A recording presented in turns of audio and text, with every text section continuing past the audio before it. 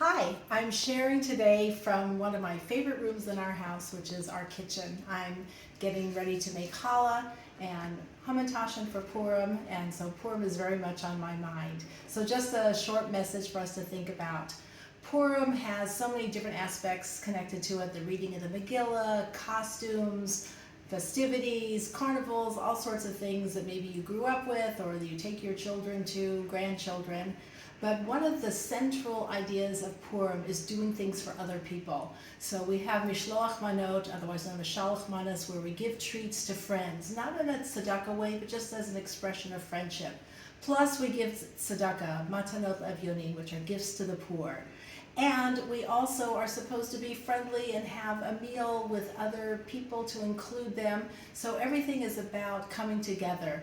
Even from the Megillah, before Esther goes in to see Ahasuerus to plead for the Jewish people, she tells Mordechai to gather all the Jews together for them to fast for her before she goes in, that she's literally strengthened by the fasting of the Jewish people who are doing that on her behalf.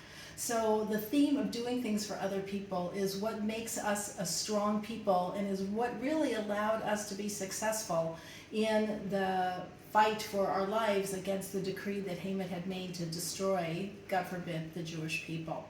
So these acts of kindness are very much on my mind, and I wanted to share something connected to it that relates to my own life. Last night we went to a bat mitzvah of my nephew's daughter, so my great niece. And it was an Israeli bat mitzvah, very sweet, just a lovely young girl. And one of the things that characterized her bat mitzvah celebration was her desire to give and do things for other people. It's very easy for a bar bat mitzvah, or really for anybody who's having a celebration, to have the focus be on themselves, of what are people doing for me, what are they giving to me. And her focus was on doing for other people. So it started off with her and her friends doing a project of making sweets for soldiers to give them for Purim. And then throughout the evening, she did other things as well. One of them was, she's a gifted musician. She plays the flute and the violin. So at one point during the evening, she played a song on her flute, actually with a cousin of hers, that was for her mother. It's a song called Ima, which means mother. But not wanting her father to feel bad, she wanted to do something for him. So on her violin, she figured out how to play the music for his army unit, which is called the Golanis. So she played the Golani song for him. And you could see that as she was beaming, as she did each thing for other people, she was just glowing. To top it off was something I had never seen before toward the very end of the evening, when it was really just the immediate family and her close friends. I see a crowd of girls gathering around her, and what's happening?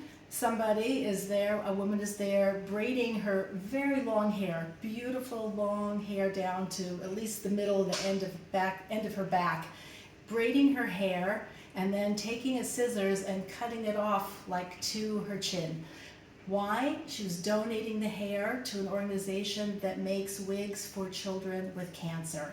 And the girls and the friends just like erupted in singing and dancing and mazel tov to her, as if she had done, and she did do such a beautiful, giving, thoughtful thing. And again, most girls would be thinking about, what's my hairstyle going to be for my bat mitzvah? And here, her focus on her hair was, how could my hair help someone else? And she donated it.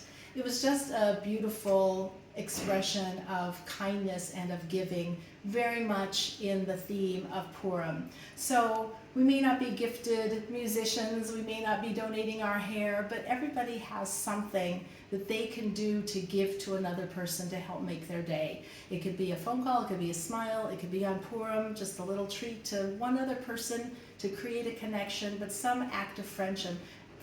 And this is the true strength of the Jewish people. This is what we need to fill our world with right now, our Jewish world, to strengthen ourselves and to create that sense of community and love and connection. So I wish you should have a Chag Purim Sameach. You should have a wonderful Purim.